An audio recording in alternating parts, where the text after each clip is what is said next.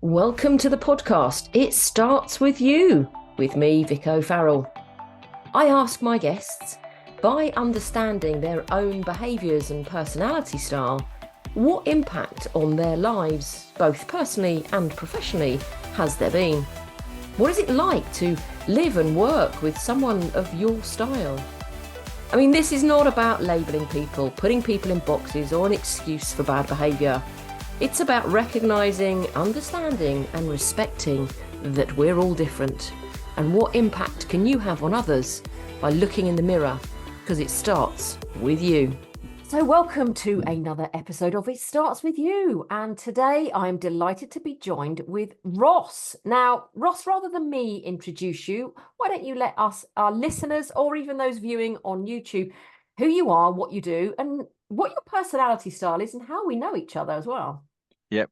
So Ross Abbate, I'm the CEO of Macro, which technically was formed 3 months ago as an MBO out of the Mace Group, where it used to be Mace Operate or Mace Macro. So we just going through that MBO and transitioning process.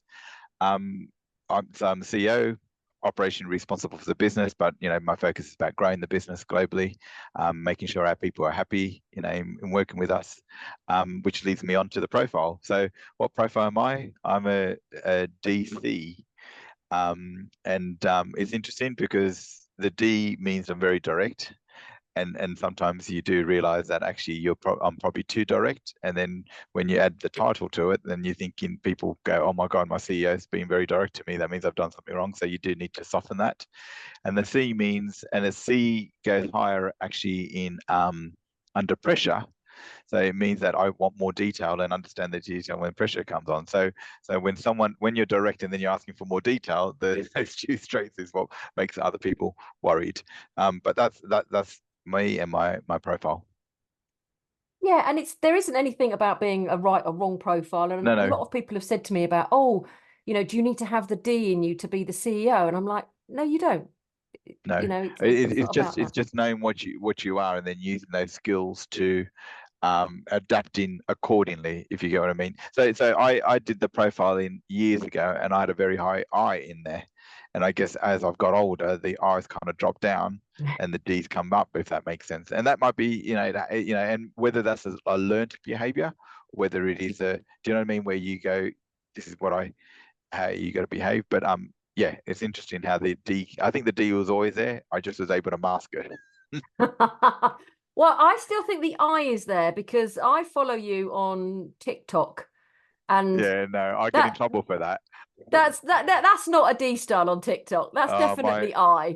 The grief I get from my daughter on that. She's so embarrassed because some of her friends have seen it.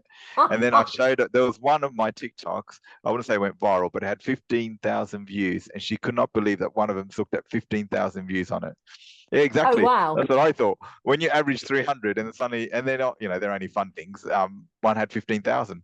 And I'm thinking, oh my God, what happened here? Yeah, but do you not see how that definitely has an eye? There's definitely a yellow style. So yeah, I think so. For me, it's a bit of fun, yeah. But she hates it because she gets embarrassed. Well, we get it. We're here, aren't we, as parents, to embarrass our kids? Not that I have any, and hopefully I don't embarrass you, Shannon, if you're listening to this. So bringing it back to the workplace, then. So you've talked about D and C, which is red and blue, but it's also very much task focused, isn't it? Which, knowing what you do as the CEO, and actually even just doing an MBO recently, that must have really played on. So how long was the process of the MBO? The truth of the MBO was only a matter of months, a couple of months. From the moment we decided we're going to do it to actually doing it, I think was 6 to 8 weeks. It really went really quick. Yeah, I mean, we were fortunate because Mace were very accommodating and we worked with them and stuff like that. But it was a very quick process. And I think it's interesting you say about task orientated. I'm an engineer. And engineers are task orientated. That's what I studied. It wasn't something I naturally fell into.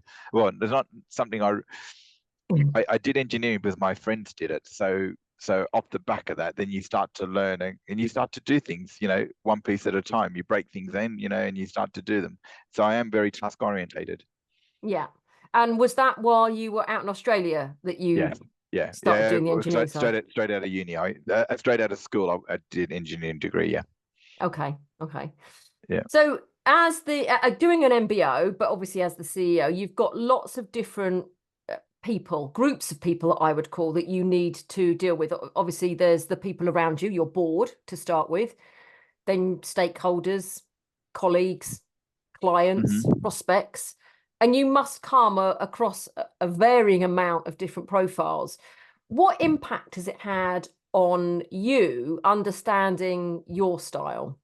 Well, it's interesting because I didn't answer your other question about how do we know each other. So the reason we know each other is you've been fortunate enough to work with us and some of the profiling on our teams. And early on, we profiled the board, and it was quite interesting that you think their their profile, but actually when you start to analyze, you go, "Well, I got that a little bit wrong," or whatever. But what you do is you start to adjust how you talk to people and how you manage them. If you take the whole football scenario, where they talk about man managing or person managing, it's about knowing your person, and then accommodating and working with them to get the best out of it. You can't treat everyone equally, and I think knowing people's profiles actually helps in that. I mean, the other thing is, if you look at it, it's not only with my own team. So, you profiled 50 of our top people in our business. Where it's interesting, it was interesting that actually when then we put them in a corner of a room, I don't know if you remember doing that exercise, Yeah. and we had a lot of C's in ours, and it was a lot of them were accountants or that type of background, and there were a lot of C's. The I's were probably no, the I's were probably not the most. We didn't have many I's. We had quite a few D's and quite a few C's, but with not many S's either. So the I's and the S's weren't that many, but it was the D's and the C's that kind of did it. But it does help in how you interact with people, but it also interacts with it also helps externally when we're talking to clients, because you also understand how they operate and understand what they're looking at. So, and what they want. So you got to, like anything, you got to adjust your behavior accordingly. Yeah. No, absolutely. And this isn't about, like, say, right or wrong. And you're right. I've No, done a lot of work with your team and your senior team. Um, I don't, considering what you do in terms of facility management, yes, you're managing a building, but the buildings are the buildings. It's only when you yeah, put people in the buildings that the buildings really change. yeah, yeah. So would you say that the more of your front of house people would be more people They orientated? they would be, and especially where the industry is going, and what the workplace is becoming. It's all about an experience. How do you get people in offices? How do you retain them? How do they enjoy that experience? It is all about how do you need people who are, you almost want the Disneyland effect of when you're providing that service, don't you? You want that great customer service, you want that smiley face, you want all of that, and that's what people are wanting in an office. You don't want someone in a mouse suit or a No, princess no, no, no, ball no. gown. Well, No. I don't know. It might work. Some places it might work. Actually, it might be a good thing. But yes, you just want the attitude and the behaviors like that. Okay.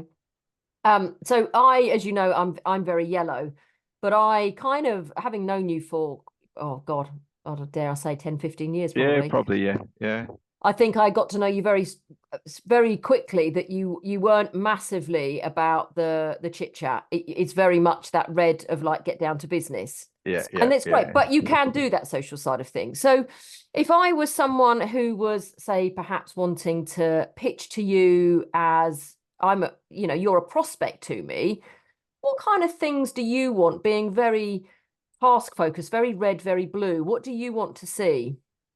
I guess I want to see what's in it for me. So why are you pitching? I don't need I hate to say, but I don't need the waffle. A lot of the times I can pick up on things rather quickly. If we're meeting, it is more about this is what the proposition is. This is what the value it's going to create for you, and this is the cost. Keep it very, or whatever it is, but there's always a cost associated if someone's pitching, isn't there? But this is the value it's going to create for you. So don't make me try and join the dots, and actually, just tell me what it is, tell me how much it's going to cost and how much the value is going to create for our business. And for me, you're right. Look, and the for me, it's more about the. I'm also into concept. So, what's the concept? Where can it go? What can it do? What can it deliver?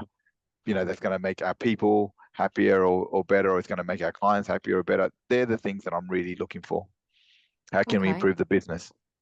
Okay, because there was something that I heard you were talking about, and we might have spoken about it as well on our pre-call about AI and robotics. Yes. Yeah. They don't have personality. So if you're trying to create an experience in the workplace, Yeah. how can we make sure that we don't end up with a world of robots? I don't think you'll end up with a place of robots at any one time, because whilst the robots might make the process more efficient, you still need the human interaction to actually, people interact with humans. So I think you always need that human interaction. What the robots will do is actually free up humans to spend more time in giving that interaction. So if you've got a cleaner, for instance, instead of the cleaner going clean in a washroom every hour, maybe the cleaner needs to wash it every 2 hours, and that gives them the ability to do more stuff in and actually floating around, meeting the people, building a relationship. Because actually, your day janitor or your day cleaner, building a relationship with the workforce is actually a really positive experience. And it might be they don't just do cleaning, they might get you a cup of coffee, they might do your laundry, they might do all of those type of things, which aren't what you expect from a cleaner, but you're creating this concierge service, aren't you? So you're freeing them up from doing stuff by using the AI and the information from stuff which is mundane. So they're probably doing jobs that they enjoy doing more than other things. So that's where I think you can combine AI with people. Okay, so that's a win-win where you're giving the person, the cleaner, the janitor, actually more value to their day Absolutely. Yeah, and value to the client. more variety to them. What you're doing is reducing the cost. You're adding more value to the client. The client's not paying any more, but they're getting a better service because you're using the information to do the cleaning as and when required, and you're freeing up the cleaner to do other things. Okay. So when you're doing your role as the CEO and you've got to address, how many people have you got now? Now you've done the MBO. We've got 800 people in over 45 countries. That's a lot of personalities, Yes. cultural differences. Yeah. How do Yeah. you manage that? I think what we try and do is, so one of the things that we were really pushing is that people bring their whole self to work. So let people be who people are. So don't try and manage. The one thing for me, as I've been going through my career, the thing I hated the most was when someone tried to put you into a box, and go, this is how you got to act and this is what you got to do. Look, people do modify when you're in bigger groups and all that, but everyone should feel like they can be themselves when they're wherever they are, and actually that's how you get the best out of people, if they feel like they can be themselves, they can express themselves. And so we don't try and go, this is how you got to be. There is probably boundaries, but there are boundaries in how you work and etc like that, but you want people to be their whole self and bring themselves. So you want less about managing people, it's more about giving them the framework of, this is what we work within, and you be yourself within that framework. Hmm. So have you found then that by having that kind of autonomy, which is how I would describe that in the workplace, that you're getting people back to the office more? So we're finding that in our locations around the world, our clients' people are coming back more. Absolutely, our people are back in offices, but they're helping our clients. But our clients are finding that people are coming back slowly, and I think it is because of the experiences, and I think humans have got a need also to interact with other humans. So I was with a gaming organization a few weeks ago in the US. We were in a presentation, and they're looking at their workspace saying, I probably don't need desks anymore, but I need flexible space. I need space where I can convert into to bring 50 people in, bring 20 people in, do some workshops, and that's when they're finding that people are coming back and they're getting more productivity that way. It was interesting. I saw something on LinkedIn this morning about a shoe company. I won't mention them, but they're predominantly a shoe company, who are saying that the CEO is saying that they've lost the collaboration. Lack of collaboration of people in offices has resulted in their financial results going backwards. And then actually there are other organisations whose results have gone forward, even though they're remote working. I think it's how you work with your teams and how you allow that flexibility. And I think that's really important, that you do allow flexibility. Unfortunately for us, we are a service business. Therefore, we do need to be in offices servicing clients, and then clients are then picking how they think it's appropriate for their people to come back in. Yeah, definitely. You had my attention with the last client because you mentioned the word shoe, Yeah, obviously. But it is definitely about the experience that you say about what is it that that person wants when they come into the yeah, office. Because again, different personalities also absolutely. want different things from their office space. Uh, but how do you make that flexible space for every personality? So I think it's more about, it's not about, I think it's more about what the task they're trying to achieve. So you get this agile. I mean, it's not as if it's new ideas, is agile working. So it's about creating environments where people can work, because your person, you might wake up one morning and you go, I need to do focused work, and therefore I need to go and work in a space which is focused. You might wake up and go, I've got to do a couple of workshops, or I need to, I'm in and out of different meetings, so I just wanted to a drop down place. So for me, it's about creating office locations which have got this agility where you can work differently, where you're not going to the same desk every day, but you're going to the building which has got different components where people can go and work however they feel on the day, whatever their personality, etc., like that. Because, like you say, people probably want to talk, so they probably want to be more in a breakout area where they're discussing and stuff like that, and less likely to come into the office to do quiet work, because they probably think I'll do that at home because that's where I can. Because if I go to the office, I get distracted. Do you know what I mean? Whereas you might have C people who go, I'm going into the office. So sorry, C people, D people coming into the office saying, I want to do quiet work because if I'm at home, I'm going to get distracted. So it varies. And then you got to add that to people's personal home life. Do they have an office at home, or do they have a desk at home? How do they work at home? Is it Mm. practical to work at home? And if you're sharing with four different people, then you might have to go to the office whether you like it or not, because you can't work from home. So I think there is a whole variety of different reasons of why people go back to the office, and you got to create an office that accommodates for all of that. Yeah, absolutely. I mean, when you said there about the people who say, if I need to do some quiet work, I need to be at home. I know that. If I need to do quiet work, I need to be here at my home office without Yeah, distractions, yeah, just so that yeah, I can just get on with it. Because I would have been one of those people that gets very easily distracted, especially at a tea point. yeah, yeah. Um, and so if I'm trying to do quiet work, so again, just reminding listeners, I'm a very yellow, trying to do quiet work in a breakout space. And I think the thing is as well, I love to interject and think that I got the best ideas. And I learned very quickly that I don't, and sometimes that can be irritating for others. It's about actually just jumping in on a conversation where you're not go, oh, can I just input? Because that can be, so for me as a yellow, I think that that's really supportive and that's really what people want. But for you, that would be very No, irritating. so I think that No? is, no, it isn't, because I actually do. I think the coffee machine discussions and that interruption actually adds value to the idea, because many minds make a problem, make it better. So I find, like, I work, Chris is a total opposite to me, but between us, we'll always get an answer which is better than, the sum of the parts is better than, Mhm. individual. And I do think, I think that is one thing that we are missing in the workplace at the moment, is that interruption, that coffee machine discussion where someone's going down a road and someone goes, actually, I know something else about that, why don't you add this to it, or whatever. So I think it's really important. So no, I Yeah. don't. I think that is important. I don't It doesn't matter what personality. I think people interjection with better ideas, or an idea to help it, is always important. Okay.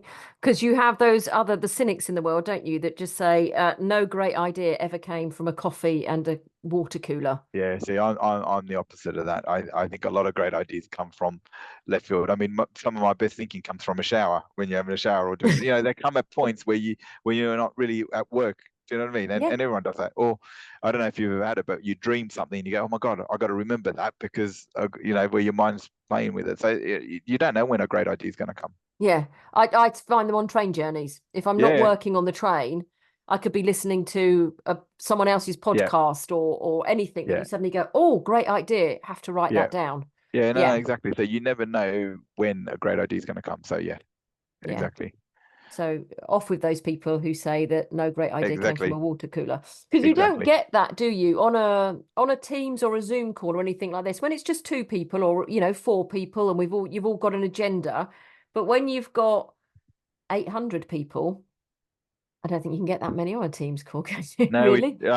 well, we had 350 about an hour ago on a call, so that went really How do you well. manage that? How do you manage all those different personalities? You just keep them quiet.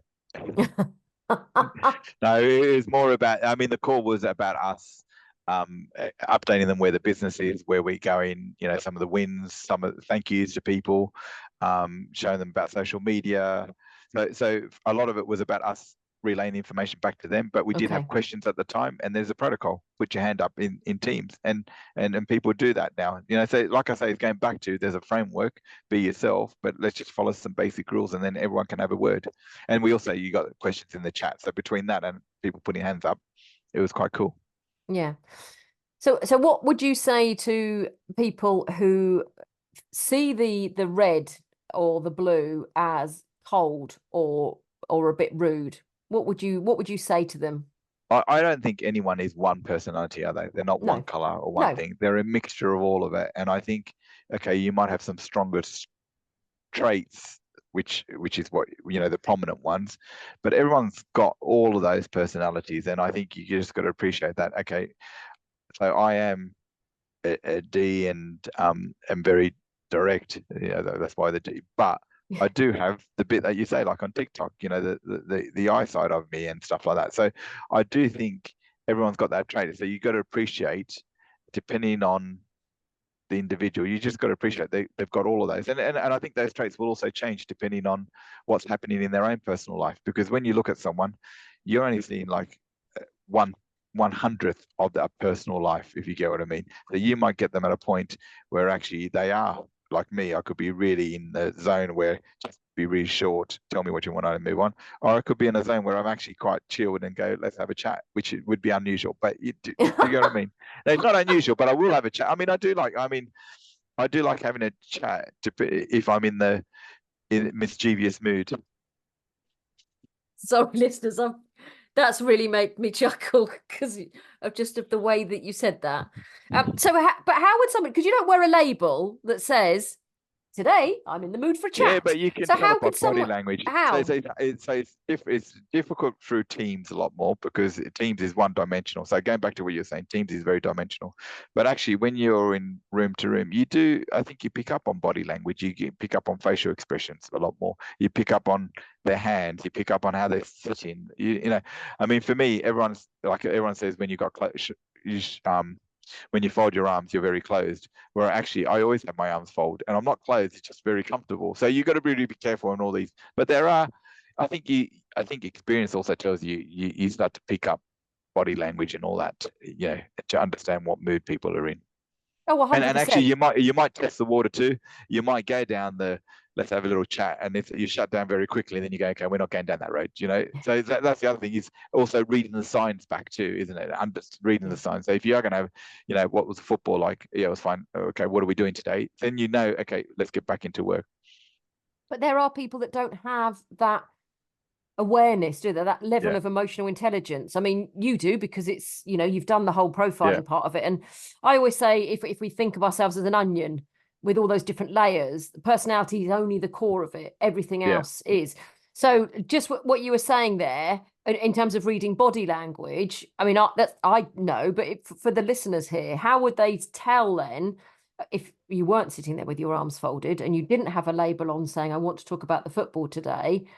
How would they be able to tell that somebody who was more task orientated was up for that, what I would call chit chat people part side I, of it? I think it's about listening. I Mhm. was always told two ears and one mouth. So it's almost like, well, how are they feeding back to you? So like I say, when I said you're testing the water, you're asking a question in a way to try and get the feedback, to elicit the feedback is, okay, are we going to be very direct today? Or are we going to have a bit of a chat? Or it's going to be, exactly like that. And I think it's listening, reading the body language, but it is always listening, because they'll tell you with their chat. They'll be very short if they have to be, won't they? If they want to move on and be task orientated and stuff like that. I mean, I Yeah. know I am. I'll go, yeah, that's really good, and move on. Yeah. But you see, you did just like, so for those of you that aren't Yeah, watching and you're listening, Ross just has this wonderful grin. So you could just see straight away. It'll just your body language to me is I can tell in your eyes because you'll just look at me and it's just that look of like, okay, Ross isn't up for chit chat today. Let's just Yeah. move on with this. Well, someone says my eyes get a little bit darker when I'm in direct mode. Do you know what I mean? They become piercing a little bit Well, more. they're just more like that. Yes. You don't have to say it. It's just that forget, Yeah. move. We're Move going on. on to Yeah, move on. Yeah. exactly. But But it if is. It's reading those signs, isn't it? yeah, no, oh, absolutely, because we are more than just our personalities, and like you Yeah. say, we're a blend of all of the different styles. But it's also thinking about like when you say when you go under pressure, your blue, your C, your detail very much comes up. So is there a way, what kind of signs would you say if someone was coming to a meeting with you that could they tell that Ross was under pressure? I probably am very shorter also, so I'm more about, the D probably goes up stronger a little bit more, and the C is about asking for more detail. So it's where I try not to get into the detail, because when I do, I know I want to get to the bottom, and and I think that's engineering, where you want to analyze everything and you want to get to it. But as soon as you start going down that road, then people will start to realize, okay, we need to work through that. Okay. So it's about not actually having to say, right, I'm Yeah. a little bit under pressure, but sometimes people do need to say that because Yeah, maybe if you do. people don't You just to recognize it, let people aware of it. Yeah, no. yeah, Yeah, and actually, that's even I'll say sometimes the guys, okay, there's a time for chit chat, or there's a time for this. Now we got to do this. So do you know what I mean? And actually, just set the scene to go. This is what we're focusing on. yeah. So it's about being fair to everyone. Yeah, exactly. But because you're right, like I say, I've got 30 years experience in doing this. If you're straight out of university or straight out of school, a lot of this is learnt. You learn it. You experience where you go, I've seen that behavior before, therefore I know what that means. When you're young, you don't. You think you know everything, but you start to learn, don't you? Yeah, yeah. So, But it's so also supporting those people yes, and exactly. But encouraging that, like you say, autonomy, encouraging people to behave yeah, respectfully, obviously, and in the right way, adhering to the protocol of the office and the environment that you're in, but without actually upsetting people. I look back and I probably irritated most of the people I worked with until I had any self-awareness. I yeah, don't agree quite so much, thanks, Ross. yeah. You did. No, I'm only joking. No. But what I guess what I was trying to say is true. When you as you go through your career, where you start off and think you're invincible, you know everything, but then you start to create that self-awareness. So that's what I'm saying is, as your career progresses, you become more self-aware, and therefore you start to modify accordingly. And I think we have a duty to kind of bring other people and make them aware that maybe they can learn quicker than what I did, if that made sense. If that makes sense, by making them aware of like I say, I'm not in that days about let's do this. Like you said, tell people this is what I'm in. This is the mode I'm in. Let's go from there. Yeah, and I like the fact that you say there that we have a duty of care Yeah, to everybody in the office, obviously, but we definitely have a duty to the younger generation coming in because this isn't school, this isn't university, this is nothing that you've been used to working in. yeah. Um, No, exactly. And you've got 5 generations in a lot of workplaces now. oh, So I do you know what I know. mean? There's a big difference. Yeah, There is because a lot of the new generation coming through don't even want to have verbal conversations; yeah, they want to have electronic conversations. So yeah. actually there's also a learn both ways, isn't there? That whole mentoring up and down, because we can learn so much from the generation coming And in. and actually their speech is a lot shorter too, isn't it? Because everything's done on messaging and Snapchat and stuff like that. And what we probably write in a paragraph, they're writing 3 words. Do you know what I mean? And actually probably 3 letters, I was if going to that makes. say that there'll be TLAs, won't they? Yeah, Because they yeah, love a 3-letter acronym yeah, like yeah, we exactly. don't. Yeah. Okay. Oh, so as we come to the close on this one, oh, I can't believe we've been chatting away for half an hour. I think that's the longest conversation you and I have ever had. Okay, you don't have to rub in my personality. No, that's fine. I'm not at all, Ross. But whenever I see you, it's always work mode and Yeah, what are we doing next? yeah, So, yeah. what advice would you give anyone who's coming into the workplace that thinks that perhaps their boss is a bit rude and short, but actually they're not. They're just very red. What piece of advice would you give to somebody who is the polar opposite? I think it's to try and recognize their personality, try and understand why they're like that, but then also to actually respect that, because they should do it the same way, and actually just trying to modify your behavior accordingly. Do you know what I mean? Just understand how your boss operates. You don't have to change everything, but I mean, I've always believed that we're all chameleons of some sort, aren't we? We do all change depending on who we're talking to and stuff like that. And so that talking to your boss or talking to a client or talking to a colleague, you do modify your behavior. Talking to your mates, on a Saturday afternoon at a pub, you modify your behavior accordingly. So just add that as part of another one that you just need to learn. Yeah. And that starts by looking in the mirror and Exactly. understanding your own style. Understand yourself and understand your own style and seeing how you come across. Absolutely. Okay. Excellent. Okay.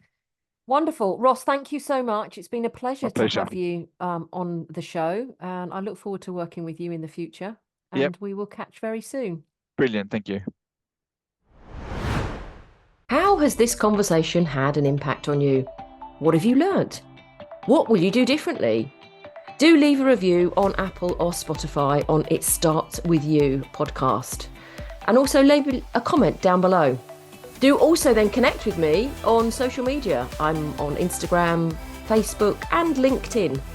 And why not even join the Facebook group It Starts With You and keep the learning ongoing.